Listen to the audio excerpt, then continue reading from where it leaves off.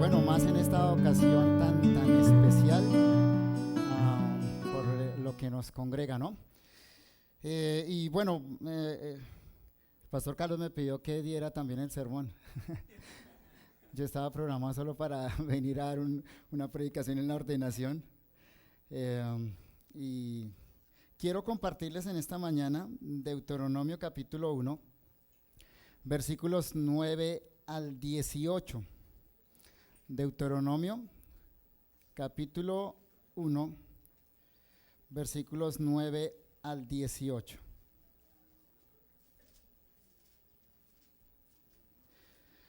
El título de mi sermón es Solo no. Solo no. Y mi propósito es hablarle a la iglesia en ocasión de la ordenación del pastor Carlos. Ya en el sermón de la ordenación le hablaremos al pastor Carlos. Pero ahora quiero hablarle a la iglesia. Y creo que este es un texto muy apropiado y ya veremos por qué. Voy a leer el texto para ustedes. Deuteronomio capítulo 1, versículos 9 al 18. En aquel tiempo yo os hablé diciendo, yo solo no puedo llevaros. Jehová vuestro Dios os ha multiplicado y aquí hoy vosotros sois como las estrellas del cielo en multitud.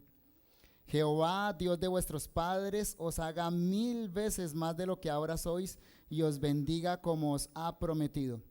¿Cómo llevaré yo solo vuestras molestias, vuestras cargas y vuestros pleitos? Dadme de entre vosotros, de vuestras tribus, varones sabios y entendidos y expertos, para que yo los ponga por vuestros jefes. Y me respondisteis y dijisteis, bueno es hacer lo que has dicho.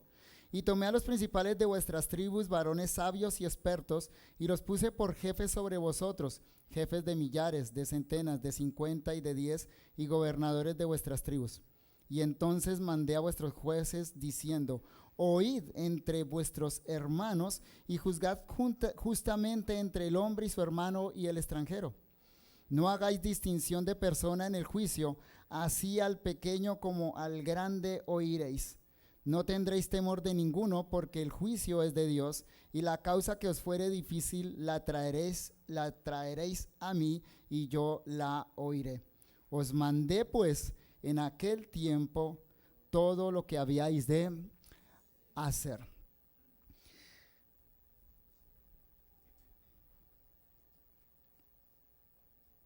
¿Han escuchado ustedes la frase mucho cacique, poco indio? Incluso creo que acá quizá alguno habrá sido víctima de ese mucho cacique, poco indio, ¿cierto? Es un refrán muy común y muy real. Señala una trágica verdad presente en todo nivel de la sociedad, incluso en la iglesia, en las iglesias cristianas. Seguramente todos nosotros hemos visto aquellas fotos, las comparten en redes sociales, donde se ve a un hombre con casco, con pico, pala, trabajando fuertemente y alrededor el ingeniero, el interventor, el supervisor, etcétera, todos mirando al trabajador. ¿Han visto ese tipo de fotografías? ¿Ese tipo de gráficos? ¿Qué piensa usted cuando ve eso? ¿Mucho cacique? Poco indio. Es decir, tendemos a descargar el trabajo en una persona o en unas pocas personas. Y nos hacemos a un lado, nos volvemos observadores. Bueno, eso es algo que puede suceder también en la iglesia. Y quiero hablarle a la iglesia en este momento pensando precisamente en la ordenación hoy de su pastor, porque tal vez algunos están pensando, bueno, ya tenemos un cacique, ¿cierto? Pero seguramente él va a ser el indio que haga todo. A veces esa es la idea que se tiene del pastorado, ¿no?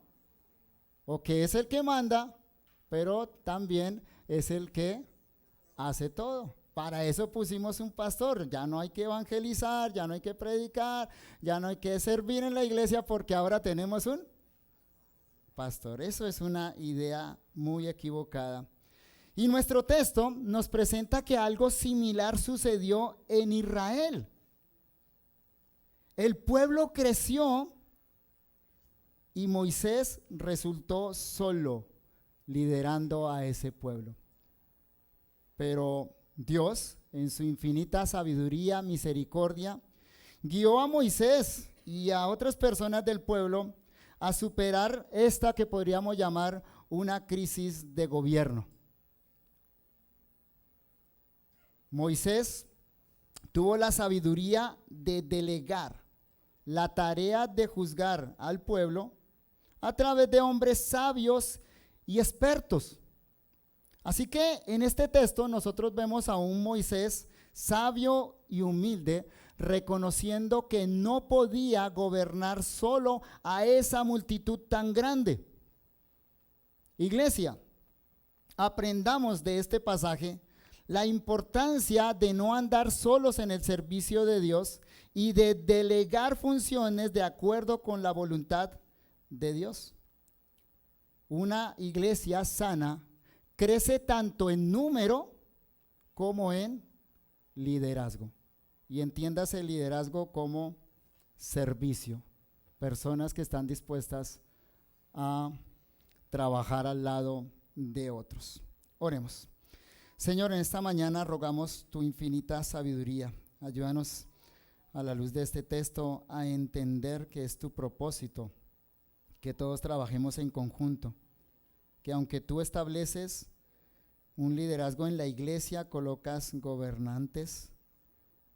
Señor, esto no significa que entonces ahora nos cruzamos de brazos, sino que tú, Señor, nos llamas a trabajar al lado de otros.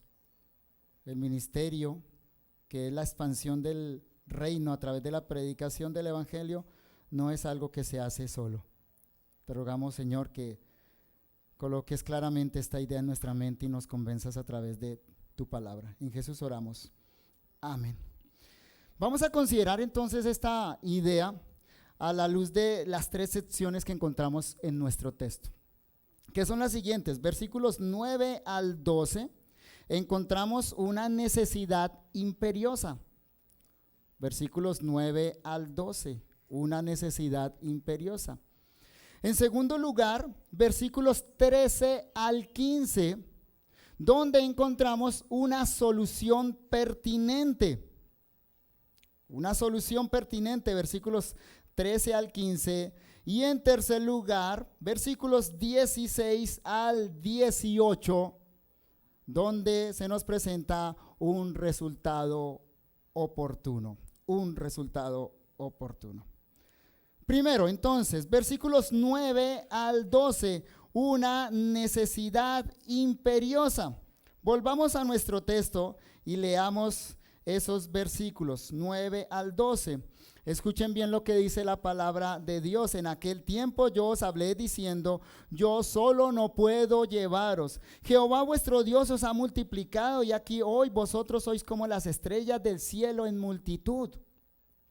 Jehová, Dios de vuestros padres, os haga 1000 veces más de lo que ahora sois y os bendiga como os ha prometido. Y observen el versículo 12, el corazón de Moisés revelado, ¿cómo llevaré yo solo vuestras molestias, vuestras cargas y vuestros pleitos? Qué texto tan hermoso. Es de aquellos textos en el Pentateuco que brillan con luz propia. Dios ha hecho crecer a su pueblo. Dios ha bendecido a Israel de una manera maravillosa. Nuestro texto presenta el crecimiento del pueblo de Dios y de eso debemos alegrarnos siempre. Qué bueno ver que iglesias sanas crecen. No es fácil lograr crecimiento con la predicación del evangelio, sin engañar a las personas, sin decirle a la gente lo que quiere oír. Pero Dios en su soberanía hace crecer a estas iglesias sanas. Sin embargo, a la vez que crece el pueblo, entonces empiezan a presentar necesidades. Fue lo que sucedió con Israel. El pueblo creció y ahora entonces había un problema que resolver. Si el pueblo crece, crecen las necesidades. Bueno, también los problemas, ¿no? Pero bueno, las necesidades. Y sobre todo, si el pueblo crece, crece la necesidad de liderazgo. Pero eso, mis hermanos queridos, no significa que los líderes van a realizar todas las tareas. Aquí vemos a un Moisés agobiado, atareado, al borde del colapso. Así que este texto también nos quiere decir que el pueblo ahora se debe organizar de una forma más eficaz, de manera que cada uno asuma sus propias responsabilidades y tareas. Particularmente nuestro texto habla de los jueces, pero si usted lee el resto del libro de Deuteronomio, va a encontrar cómo Israel también debía organizarse en el sacerdocio, cómo debía organizar a los levitas, etcétera. Es todo el pueblo, cada uno asumiendo sus propios roles. El libro de Deuteronomio comienza, y nuestro texto está ahí al comienzo del libro, comienza relatando la promesa que Dios le hizo a los padres de Israel. Y Moisés ve que esa promesa ahora se está cumpliendo. ¿Recuerdan ustedes lo que le había prometido Dios a Abraham? Allá en Génesis capítulo 15, versículo 5, le había dicho: te multiplicaré, haré que tu descendencia sea como las estrellas del cielo. Se lo había repetido a Isaac, se lo había repetido a Jacob. Israel iba a llegar a ser un pueblo numeroso y ahora Moisés está presenciando el cumplimiento de esa promesa a los patriarcas. Observaron lo que dice el versículo 11, un versículo que me parece hermosísimo. Hermosísimo, siempre me ha gustado mucho este texto. Jehová, Dios de vuestros padres, es Moisés el que está hablando. Jehová, Dios de vuestros padres, os añada 1000 veces más de lo que ahora sois y os bendiga como os ha prometido. El versículo 10, he aquí vosotros sois como las estrellas del cielo en multitud. Dios está cumpliendo la promesa a Abraham. Es más, en este pasaje oímos ecos del mandato cultural dado a Adán en Génesis capítulo 1, versículos 26 al 28. ¿Recuerdan ustedes qué le dijo a Dios a Adán? ¿Cuál fue el mandato original? Le dijo: multiplícate, llena la tierra. Israel, para Moisés, es la nueva humanidad.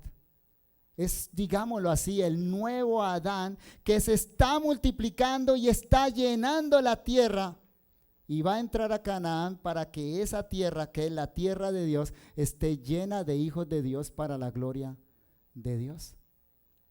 Qué maravilloso, qué hermoso, ¿no? Dios multiplicando a su pueblo, a Israel.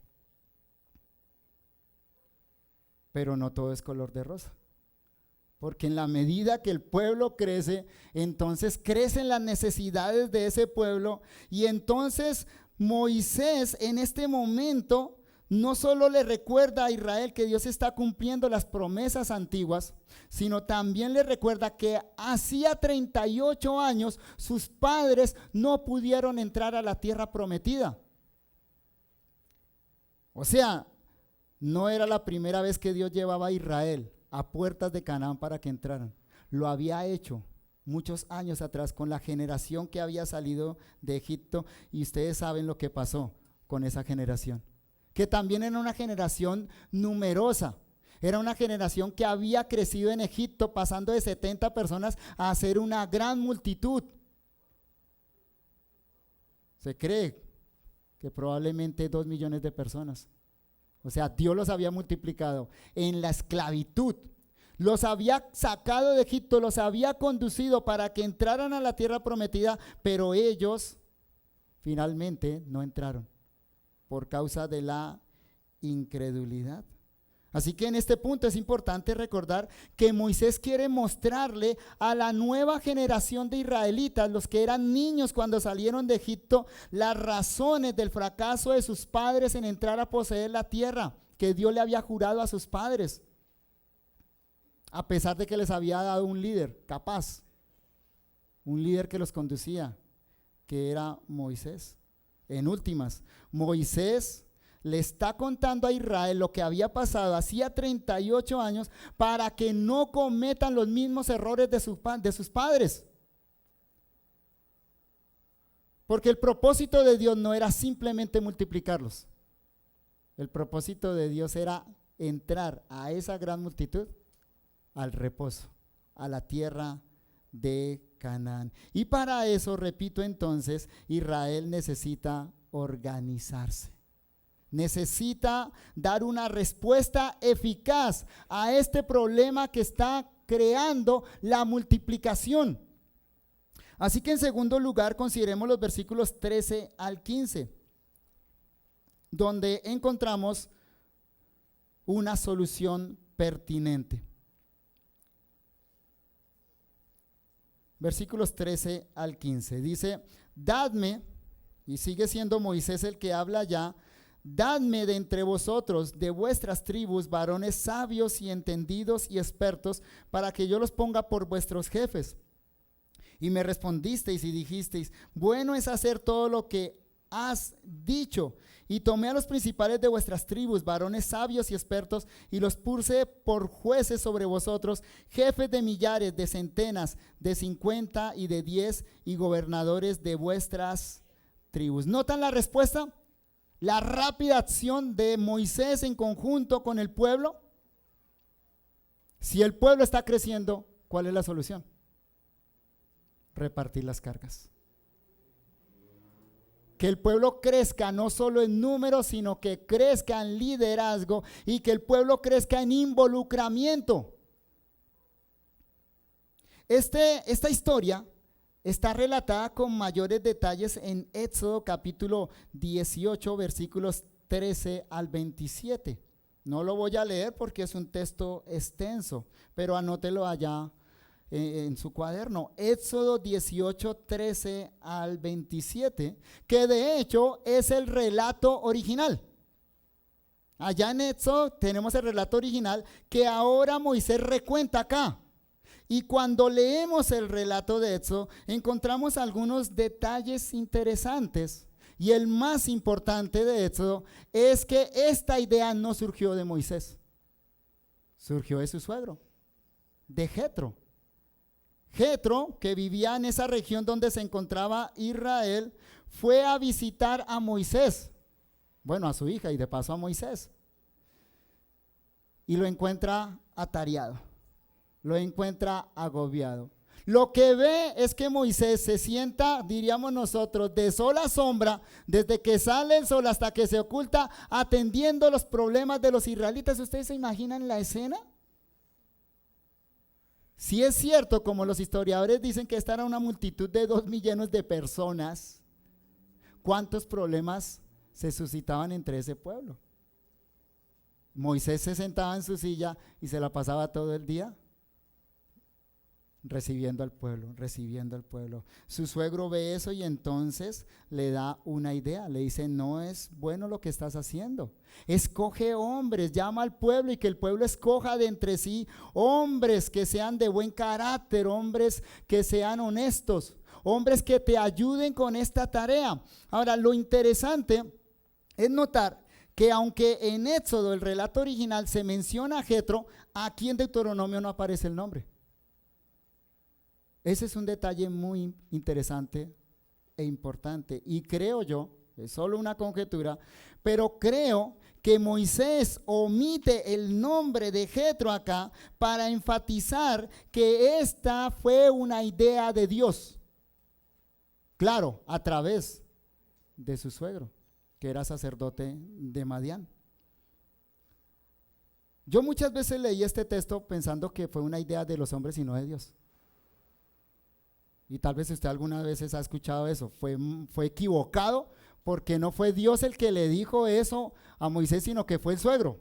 y el suegro. Entonces, no era una buena idea. Pero no, a la luz del resultado que eso trajo, a la luz de lo que leemos en Deuteronomio y del relato posterior de las Escrituras, lo que vemos es que esto es un principio bíblico claramente establecido en todas las Sagradas Escrituras. ¿Cuál es el principio claramente establecido?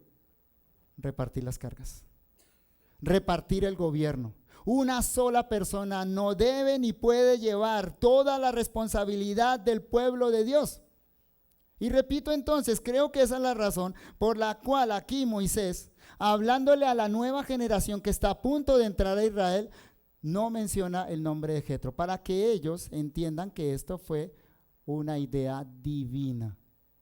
No, o sea, ¿cómo llegó es secundario? El asunto es que era la voluntad de Dios que Israel repartiera las cargas.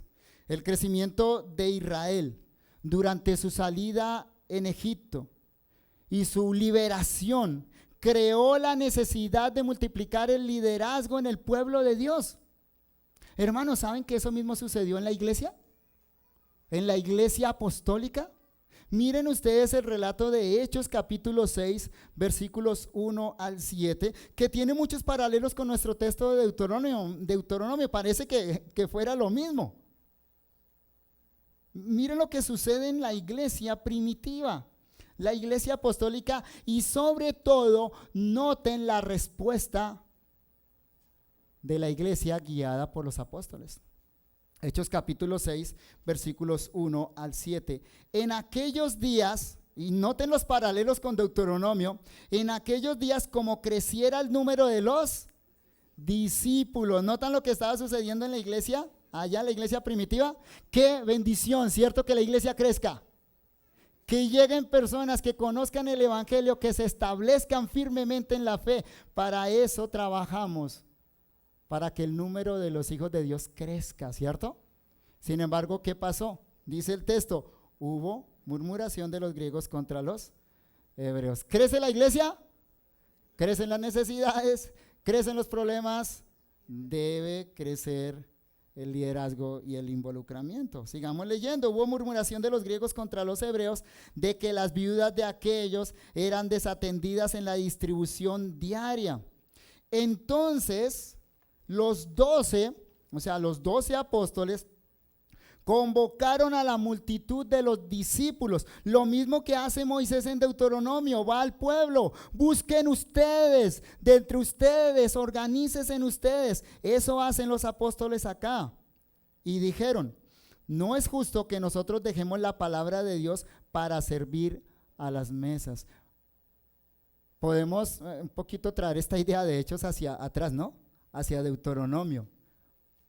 Moisés se dedicaba todo el tiempo a resolver problemas, y entonces ¿dónde quedaba su tarea de ser el que comunicaba la revelación de Dios? De ser el profeta de Dios para el pueblo. No podía descuidar eso. Sigue diciendo nuestro texto de Hechos, buscad pues, hermanos, de entre vosotros a 7 varones de buen testimonio, llenos del Espíritu Santo y de sabiduría, a quienes encarguemos de este trabajo. Les dan unas cualificaciones, unas directrices. Lo mismo sucedió allá en Deuteronomio. Eso aparece más claro en el libro, en el relato de Éxodo. Las cualificaciones que Moisés le dice al pueblo que debe ver en los hombres que van a acompañarlo en el liderazgo.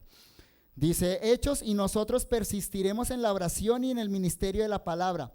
Agradó la propuesta a toda la multitud y eligieron a Esteban, varón lleno de fe y del Espíritu Santo, a Felipe, a Prócoro, a Nicanor, a Timón, a Parmenas y a Nicolás, prosélito de Antioquía, a los cuales presentaron ante los apóstoles, quienes orando les impusieron las manos. Y escuchen el resultado. O sea, si no hubiera hecho la iglesia esto, ¿sabe qué hubiera sucedido? Se dividía la iglesia y la obra de Dios se hubiera destruido. Pero la rápida acción de los apóstoles, y creo yo, pensando en nuestro texto de Deuteronomio, trajo un maravilloso resultado, y crecía la palabra del Señor, y el número de los discípulos se multiplicaba grandemente en Jerusalén. También muchos de los sacerdotes obedecían a la fe. la iglesia seguía creciendo. Entonces, ¿notan que aquí tenemos la misma respuesta de Moisés al crecimiento de Israel? Fue el mismo curso de acción. Otra vez, entonces esto me ayuda a mí a entender que lo que hizo Moisés fue correcto. Que lo que hizo Moisés era la voluntad de Dios. Hay que establecer un cuerpo de liderazgo y de servicio que acompañe a Moisés. Hay que establecer un cuerpo de siervos que acompañen a los apóstoles. Ustedes, iglesia, deben acompañar a su pastor en el servicio, en el reino de Dios. Siempre será sabio compartir el liderazgo más en la medida que el pueblo de Dios crece. Una iglesia sana no solo crece en el número de los discípulos, sino también en el liderazgo necesario para cuidar de los discípulos y sobre todo en el involucramiento de sus miembros. En palabras simples y sencillas, queridos hermanos, eso de mucho cacique, poco indio no cabe en la iglesia. No puede suceder en la iglesia. Y si quizá alguno de ustedes está pensando que ahora tenemos a alguien que va a hacer todo por nosotros, entonces tienen una idea equivocada de lo que significa el pastorado y de lo que es la iglesia de Dios. En tercer lugar, versículos 16 al 18, el resultado oportuno, que ya no lo sugirió el texto del libro de Hechos, pero miremoslo allá en Deuteronomio. Vean el resultado.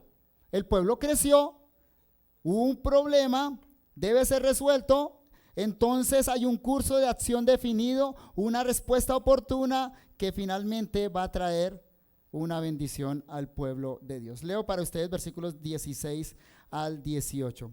Y entonces mandé a vuestros jueces diciendo: oíd entre vuestros hermanos y juzgad justamente entre el hombre y su hermano y el extranjero.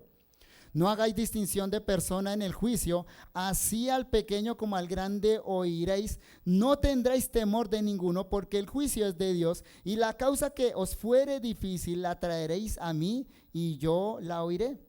Os mandé pues en aquel tiempo todo lo que habíais de hacer. Ese último versículo, 18, nótelo ustedes. Os mandé pues en aquel tiempo todo lo que habíais de hacer. No está dirigido a los jueces que recientemente fueron establecidos. ¿A quién está dirigido?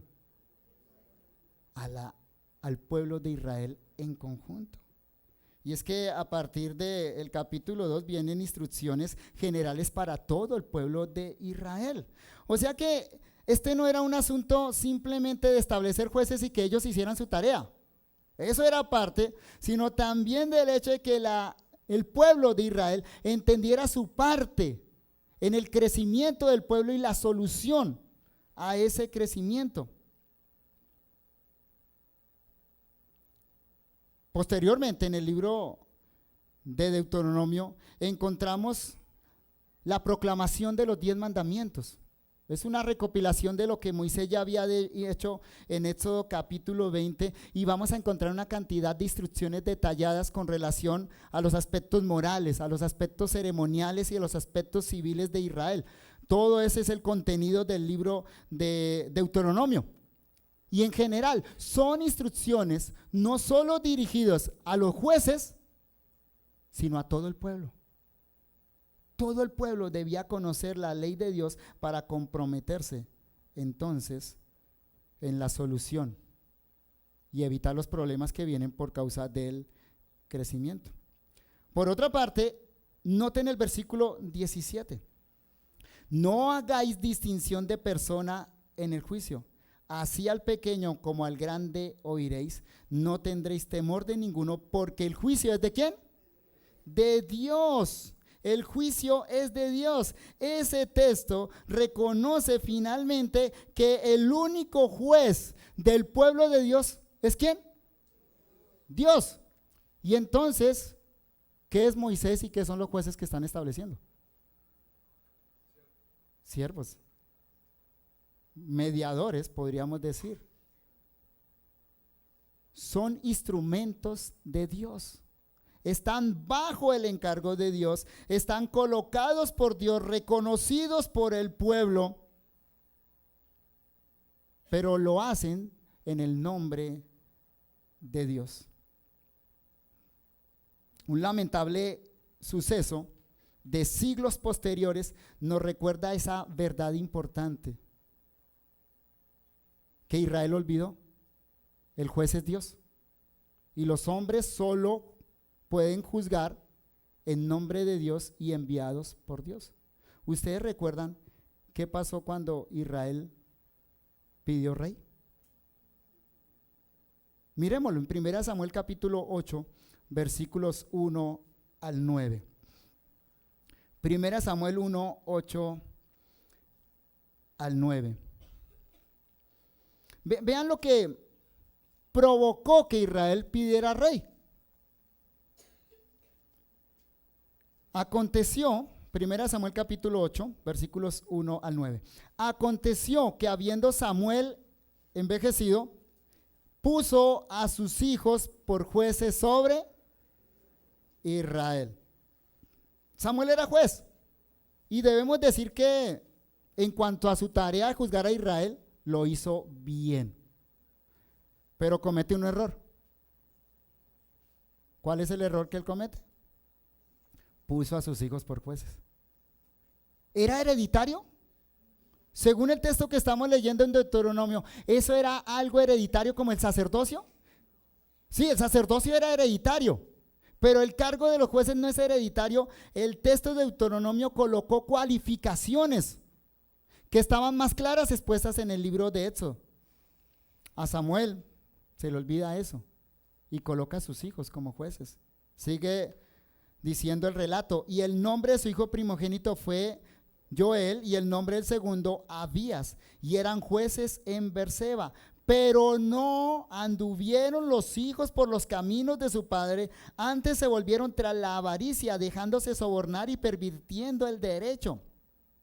Entonces todos los ancianos de Israel se juntaron y vinieron a Ramá para ver a Samuel y le dijeron: he aquí tú has envejecido y tus hijos no andan en tus caminos, por tanto constitúyenos ahora un rey que nos juzgue como tienen todas las naciones.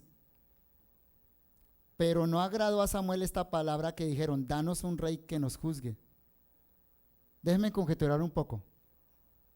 Después Samuel va a orar a Jehová y Jehová le dice: mira, no te están rechazando a ti, sino a mí. Pero déjenme conjeturar algo. Quizás Samuel testarudamente quería que sus hijos continuaran ahí.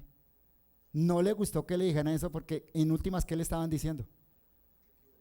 Te equivocaste, tus hijos no son, quítalos de ahí. Y bueno, porque el pedir rey, aunque Israel lo pide de manera equivocada, era algo que Dios quería que sucediera. Vamos a verlo en el sermón de ordenación. Sigue diciendo el relato: y Samuel oró a Jehová, y dijo Jehová a Samuel: oye la voz del pueblo en todo lo que te digan, porque no te han desechado a ti, sino a mí me han desechado para que no reines sobre ellos. Es decir, ¿estaban rechazando a Samuel? ¿A quién estaban rechazando? A Dios. Samuel solo era un representante de Dios. Conforme a todas las obras que han hecho desde el día en que los saqué de Egipto hasta hoy, dejándome a mí sirviendo a dioses ajenos, así hacen también contigo. Ahora pues oye su voz, mas protesta solemnemente contra ellos y muéstrales cómo les tratará el rey que reinará sobre ellos. Trágico, ¿no les parece? Lo que fue una buena solución en el momento, lo que estamos leyendo allá en Deuteronomio, algo que fue ideal, que fue respaldado por Dios, que trajo buenos resultados al pueblo de Dios, con el pasar de los siglos se convirtió en una maldición. Los israelitas pensaron que el problema era el modelo, jueces, un modelo descentralizado, federalista. Y entonces, ¿qué dijeron? Pasemos a un modelo centralizado, una sola cabeza, un solo rey. ¿Sabe qué nos enseñan los siglos posteriores? Fracasaron también. también fracasaron. Israel creció, se estableció en la tierra prometida. Inicialmente tuvieron jueces, luego tuvieron reyes, y esos mismos reyes fueron los que los condujeron al destierro. Jueces, reyes. Todos eran hombres. Y ningún hombre gobierna perfectamente. Ningún hombre, todo hombre es pecador. Israel estaba olvidando la gran verdad, que si Dios establece jueces en Israel, o incluso si Dios le da reyes a Israel, son solo representantes del verdadero juez y verdadero rey de Israel. El acto más diciente de la injusticia de los gobernantes de Israel fue la crucifixión del Hijo de Dios. Los propios gobernantes del pueblo de Dios fueron los que clamaron: crucifícale. Los que incitaron al pueblo para que crucificaran al Hijo de Dios. Y en ese sentido es muy interesante que Deuteronomio 1:16, mire lo que dice Deuteronomio 1:16: y entonces mandé a vuestros jueces diciendo: oíd entre vuestros hermanos y juzgad. ¿Cómo? Justamente entre el hombre y su hermano y el extranjero. Es interesante que ese texto sea citado en Juan capítulo 7, versículo 51. Mire la cita en su Biblia. Juan 7, 51. O sea, Deuteronomio 1:16, el momento en el que Israel establece jueces dirigido por Dios, nos empuja hasta el momento culminante de esa institución en Israel, la institución de los jueces y de los gobernantes. El acto último,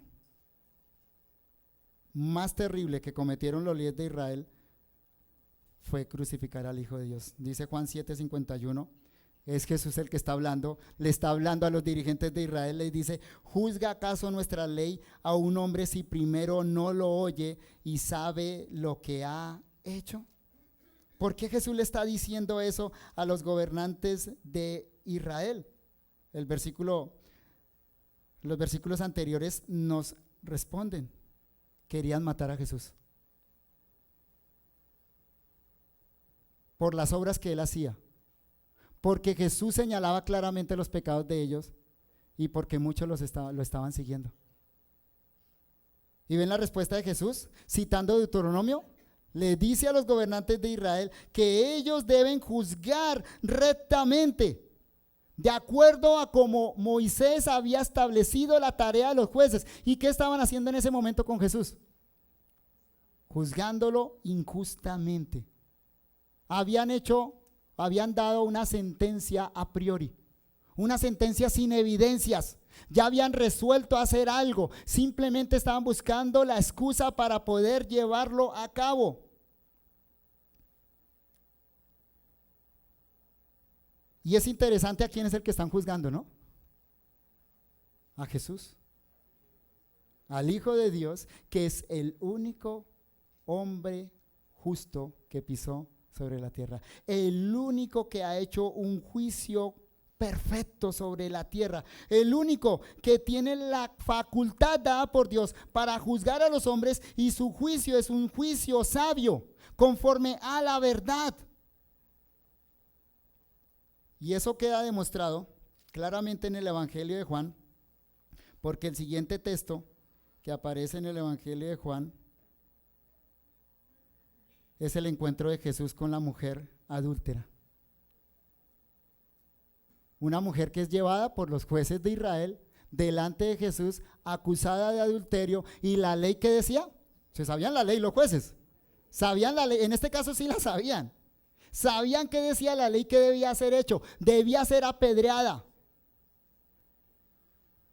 Los que estaban haciendo un juicio injusto contra Jesús, ahora llevan a esta mujer a Jesús para que Jesús, conforme a la ley, decrete apedreamiento.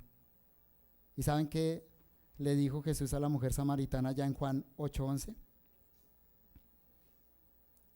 le había dicho, ¿dónde están los que te condenan?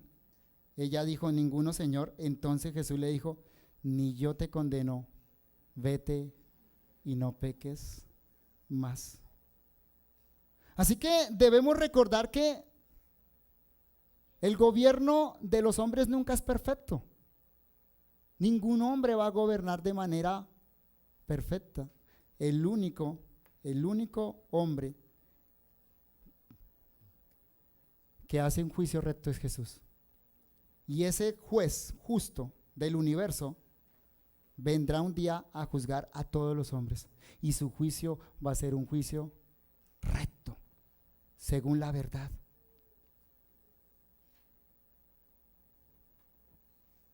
Así que yo te pido que consideres algo en este momento. Considera que a ese juez Jesús no lo puedes engañar.